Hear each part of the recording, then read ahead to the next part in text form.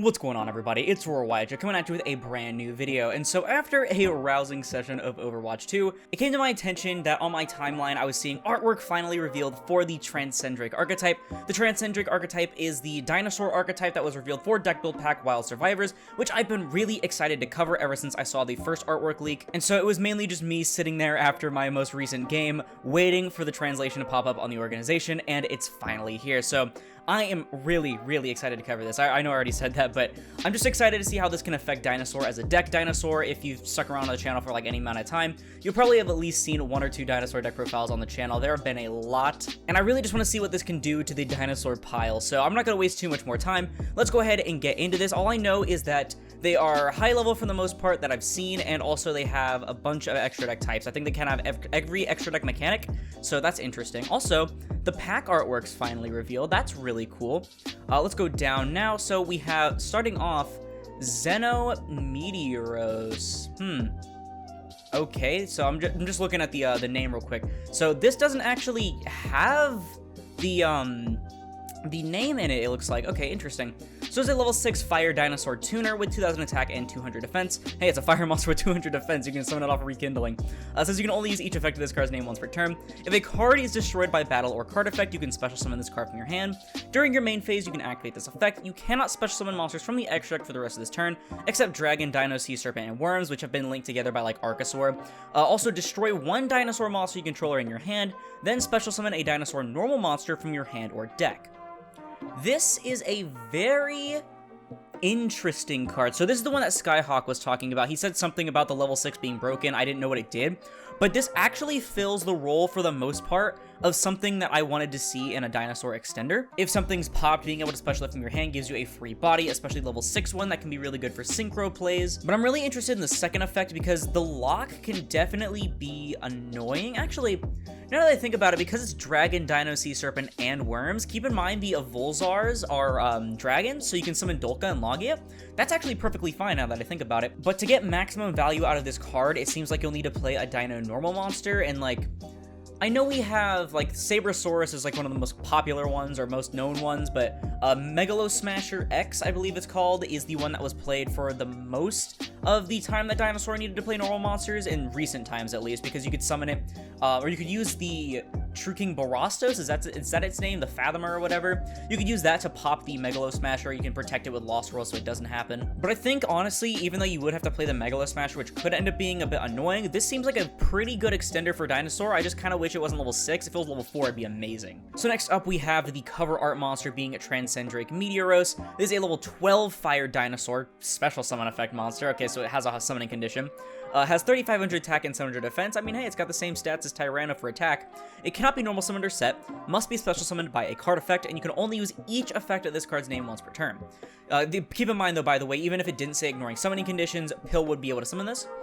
During your opponent's turn, quick effect, you can destroy 2 other Dinosaur monsters you control and or in your hand, and if you do, special summon this card from your hand.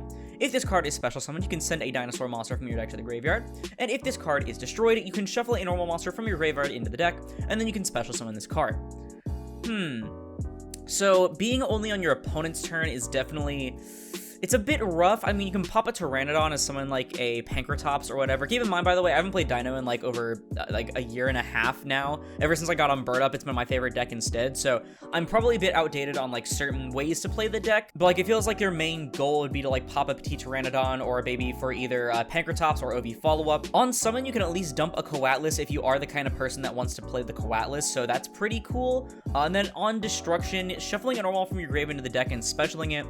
I mean, you are playing the normal off the Meteoros, probably like the Megalosmasher, but it's probably either like if it's in the graveyard, it's probably not going to come up too much for this resummon, but it's probably under like an Xyz material or something because level 4.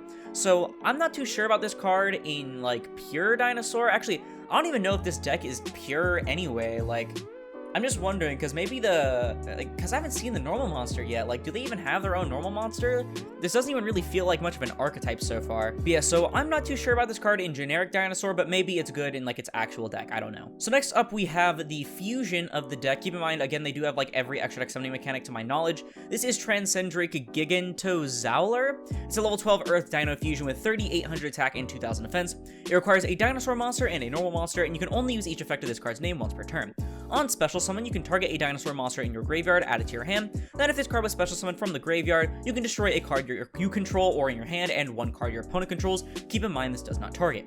And if this card is destroyed, you can shuffle a normal monster from your graveyard into the deck and then special summon this card. I'm sorry, then you can special summon this card. So actually you can shuffle the normal monster without summoning it, so that's pretty neat. So other than the summoning condition maybe not being the easiest, I don't know what their fusion spell, if they have a dedicated one, is going to look like unless you're trying to use Proxy F Magician to summon this out. But this doesn't seem like a bad card at all, because like, let's see.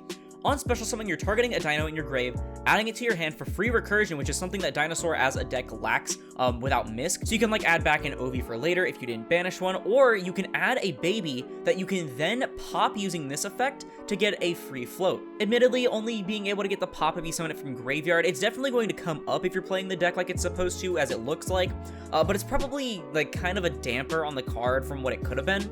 Though I do like a non-target destruction for it you control or in your hand and then your opponent controls as well. That's really nice. And then obviously the floating seems like something that's probably going to be like a common theme among these cards. You better hope you have a lot of normal monsters in grave or a way to repeatedly dump it. I mean, okay, to be fair, Meteoros does dump a new one on summon, so that is pretty nice. But for a level 12 Dino Fusion, this doesn't seem bad at all. Next up, we have Transcendrake Glaciosaurus. So this is their level 12 Synchro. It is a water dinosaur. It's like Frostosaurus vibes here.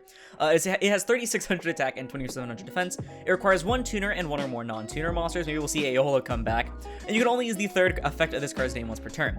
It cannot be destroyed by battle. Your opponent cannot target your dinosaur monster special summon from the graveyard with card effects. Also, they cannot be destroyed by your opponent's card effects. And if this card is destroyed, you can shuffle a normal monster from your graveyard into the deck, and then you can special summon this card.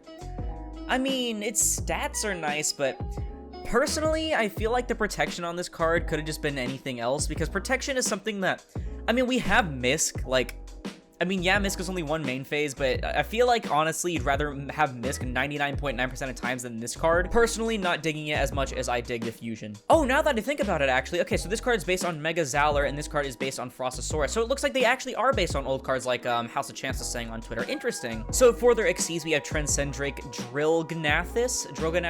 It is a rank 6 wind dinosaur Xyz with 3,000 attack and 2,300 defense. It requires 2 level 6 monsters, and so that means you can summon it off of Bystials, I guess, and you can only use the first and third effect of this card's name each once per turn.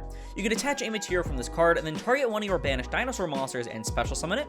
If this card with no material battles another monster, any battle damage it inflicts to your opponent is doubled, and if this card is destroyed, you can shuffle a normal monster from your graveyard into the deck, and then you can special summon this card. Definitely not a bad card, helping get back one of like your banished Misks or anything else like that. The banished Oviraptor, also really nice. That's pretty awesome, and the fact that you can not only make it with this archetypal level 6, or archetypal, it's not even part of the archetype technically, but the fact that you can make it off of that and like Bystials, if Bystials are still popular by the time this comes out, which I kind of doubt it, you know, especially if they aren't hit by them, but the fact that that is a possibility is pretty damn nice. And then doing double damage in a dinosaur deck is always really welcome. And this one is based on Lance-Pharynchus, which is a card that I kind of forgot about until now.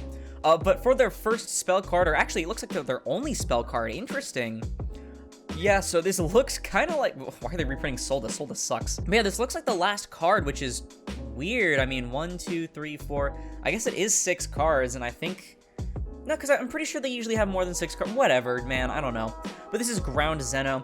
This is a normal spell card that says you can only use each effect of this card's name once per turn. It says you add a dinosaur tuner or dinosaur normal monster from your deck to your hand, then destroy a card in your hand. You can banish this card from your graveyard, fusion summon a dinosaur fusion monster from your extra deck, using monsters from your hand or field as fusion material. Ooh.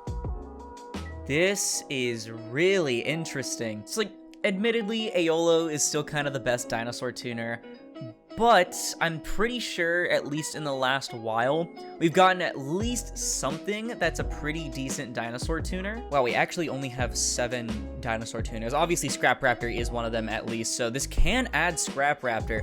There is now 1, 2, 3, 4, 5, 6, 7, 8, 9. There is now a way to play 12 minimum copies of Scrap Raptor in your deck. This is really funny, but I really think that because you can search Scraptor, this could potentially be not only a good starter, but also a pretty good extender for clunky dinosaur hands, because you can easily get stuck with plenty of babies or pteranodons or whatever in your hand, or anything that you want to float.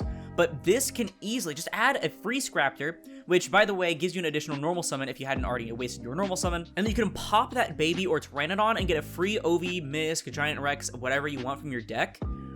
I kind of like this card, not gonna lie. Also, keep in mind that if you are playing these cards, like the Xenometeoros and stuff like that, I'm pretty sure you'd be playing the Megalo Smasher because, let me go, Monster, Normal, Dinosaur. Yeah, okay, here's Mega Zowler, Lance-Pharynchus, and Frostosaurus, that's cool.